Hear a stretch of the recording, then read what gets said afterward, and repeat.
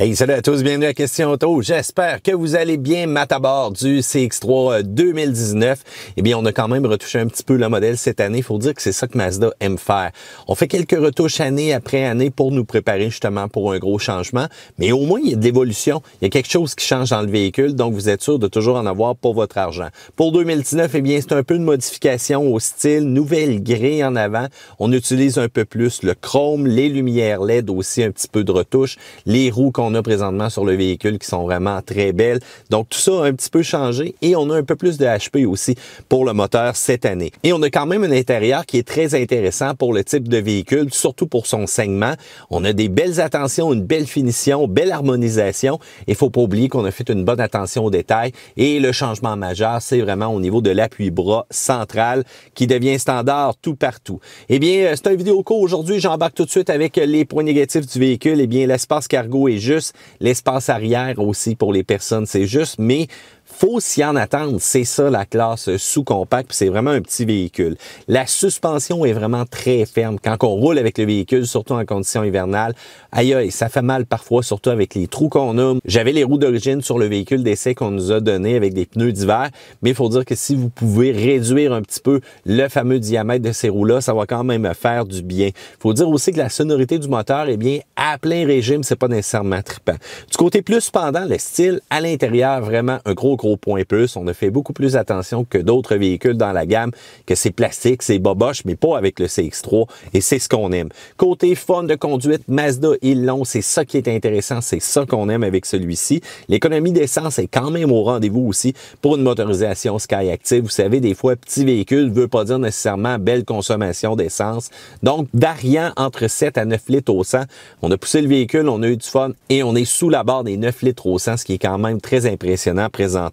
Les aides à la conduite, il y en a une tonne, malgré la classe du véhicule, je suis impressionné. Et que ce soit aussi les avertisseurs d'angle mort ou encore l'alerte de trafic transversal, le CX-3 en est équipé. Et on a une garantie qui est littéralement incroyable présentement de Mazda, garantie de kilométrage limité. C'est difficile de passer à côté de ça, surtout si vous êtes amateur de véhicules et que vous roulez énormément sur la route. Désolé pour les autres pays, je sais que vous ne l'avez pas, mais bon, que voulez-vous, peut-être qu'à un moment donné, Mazda va se rattraper de ce côté-là. Parlons prix maintenant. Oui, maintenant, j'aborde ça dans mes vidéos. 23 055 $ à 33 055 $. Ouch!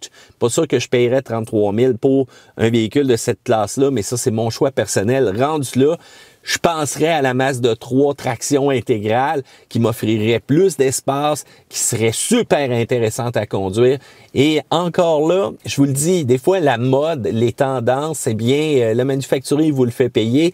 Mais je vous dirais que si vous êtes rendu à dépenser autant pour un véhicule, pensez à la Mazda 3 GT 2019 traction intégrale qui va s'être étaillée à 32 210 $ pour une version GT, là, pas la version de base, là.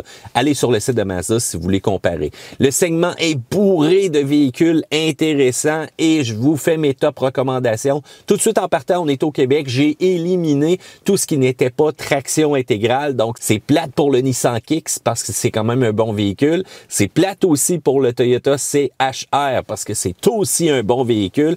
Mais top considération, traction intégrale, le Hyundai Kona en fait partie. Une tonne de versions aussi disponibles, que ce soit très bien équipées de base à des versions beaucoup plus luxueuses. Mais ce qu'on aime surtout, c'est la motorisation électrique qui est maintenant disponible avec celui-ci.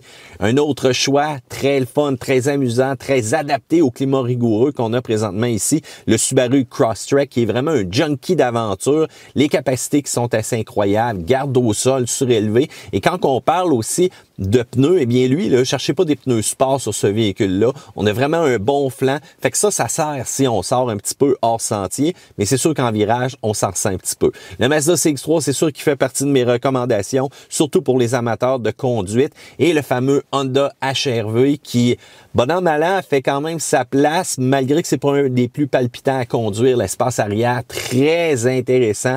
Belle ergonomie aussi à l'intérieur pour arriver à aller chercher de l'espace. Il faut dire que c'est la la qualité Honda. Et on évite maintenant tout ce qui est Fiat 500X, Jeep Renegade. Malheureusement, la fiabilité n'est pas nécessairement au rendez-vous et ça, c'est dommage. Eh bien voilà, j'espère que vous avez aimé cette petite vidéo-là sur le CX3 ainsi que les compétiteurs dans sa classe. Je veux savoir qu'est-ce que vous en pensez. Section commentaires ci-dessous. Je vous rappelle que sur Car Question, vous allez avoir les accélérations et un test d'intégrale vraiment intéressant. On a démontré la différence quand on utilise le système de traction avec Mazda. Mais pour avoir plus de traction puis passer un obstacle, faut le fermer. Un peu paradoxal, mais vous irez voir ça sur la chaîne de Car Question. Je suis sûr que vous allez adorer. Directement dans les cartes, appuyez tout simplement sur celle-ci et vous allez vous rendre aux vidéos. N'oubliez pas de vous abonner aux deux chaînes, guys. Puis pour le reste, on se redit à une autre fois, à une autre vidéo de questions auto. Bye!